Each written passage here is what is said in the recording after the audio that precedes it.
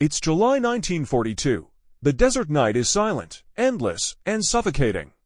But somewhere in that vast emptiness, 18 jeeps crawl through the sand, no headlights, no radio chatter, just the low growl of engines echoing across the dunes.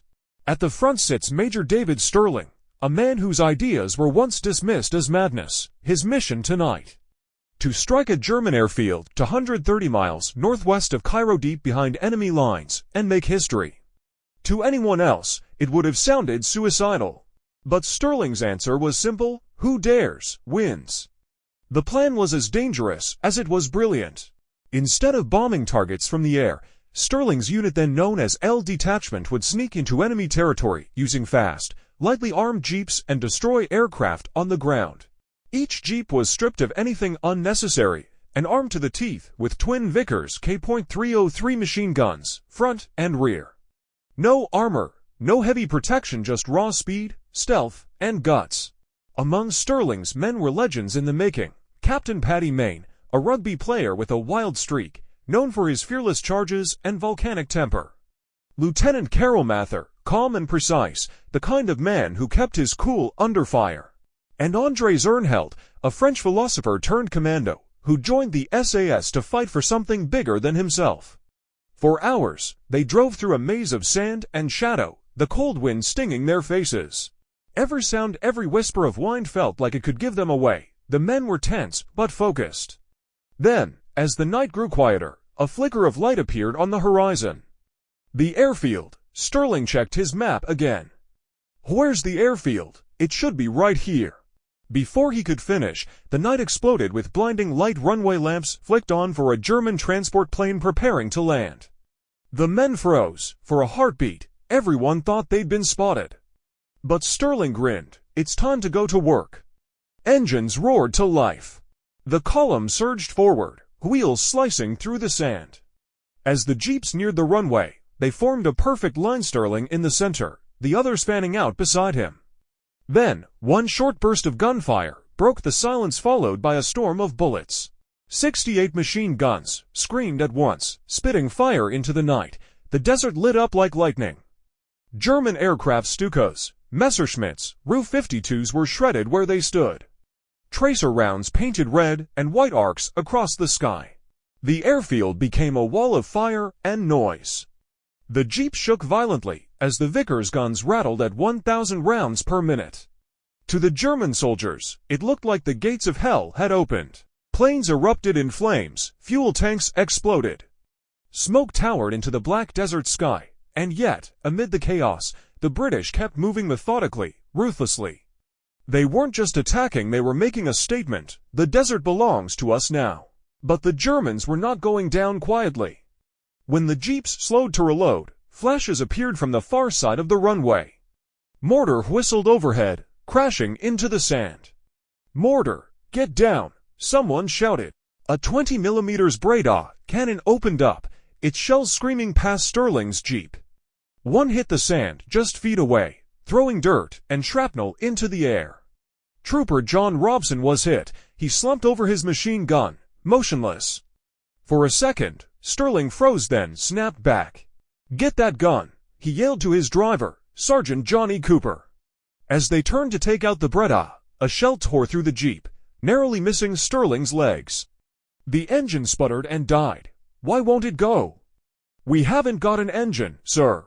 A moment later, another jeep pulled up. Robson's. Stirling looked back and saw the terrible truth: Robson was gone. The major climbed aboard the new jeep, jaw clenched. "Go!" The men pressed forward, vengeance burning in their eyes. Mortar thundered, anti-aircraft guns screamed, but the SAS pushed through. When it was over, the airfield was silent again. Only the crackle of burning planes remained. One man lost, dozens of German aircraft destroyed. But Stirling wasn't satisfied. "Half a drum of ammo left?" he asked. "Half, sir." "Good. Let's go again." Engines ignited once more. The jeeps rolled forward through smoke and fire, the heat stinging their faces. This time, they drove straight through the wreckage, cutting down anything left standing. It was madness: flames, twisted metal, and the stench of burning fuel, but to the SAS, it was victory. Then, as they prepared to leave, Stirling fired a red flare into the sky, the signal to withdraw. The men cheered. They'd done it. But as they began their retreat, Paddy Mayne spotted something, an untouched German Ru-50 to transport. Without a word, he jumped from his jeep, ran across the runway, and slapped a bomb onto its wing. "Come on, let's go." Seconds later, the explosion ripped through the air. Flames lit the desert like sunrise. The raid was complete, or so they thought. By dawn, the men had split into smaller groups to throw off pursuit. Lieutenant Carol Mather's team hid their jeeps under desert brush, finally taking a moment to cook breakfast. The sizzle of sausages mixed with the hiss of wind. For the first time in hours, it felt peaceful. Then came a low hum. Aircraft, someone shouted. A Stuka dive bomber swooped overhead, its shadow slicing across the sand. The men froze, barely breathing, as it passed. It didn't see them. They exhaled in relief. But moments later, the sound returned, louder, closer. 4 Stukas appeared on the horizon. They'd been spotted. "Take cover," Mather yelled. Bullets tore through the desert. Sand exploded around them. The jeeps were ripped apart under a storm of machine gun fire.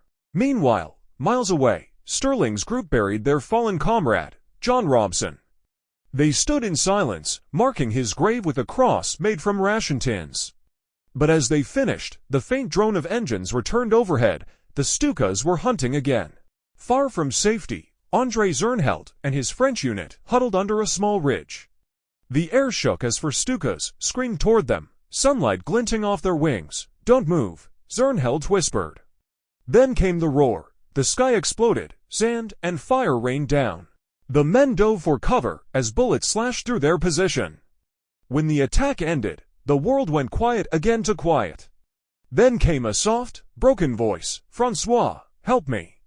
Zirnheld had been hit stomach and shoulder, his uniform soaked with blood. The survivors lifted him into the last working jeep and sped into the desert. For Stirling's men, the raid's victory was turning into a test of survival. They were low on food, low on fuel, and worst of all, lost. They drove under the blazing sun, the horizon stretching endlessly in every direction. Landmarks vanished in the haze. Maps meant nothing. The men grew quiet. Every mile drained their hope a little more, but Stirling refused to stop. "Keep moving," he ordered. "We'll find it." At sunset, the navigator climbed out and scanned the landscape. And then he saw it, a faint glint of metal at the bottom of a cliff. He waved frantically. "We made it." They had reached the rendezvous point. The survivors embraced, too tired to cheer, but alive. For the French, the reunion would never come. In the back of a jeep racing across the desert, Andre Zirnheld lay dying. Francois Martin tried to keep him awake, whispering encouragement, but Zirnheld's eyes were distant. He looked at the stars, those same cold desert stars that had guided them through the night, and smiled faintly. "I am going to leave you," he whispered. "I am at peace." Moments later, he was gone. Days later, Martin found a poem among Zirnheld's belongings. It read like a soldier's prayer about courage, fear, and fate. Today, it's known as the Paratroopers' Prayer, the anthem of the French airborne forces.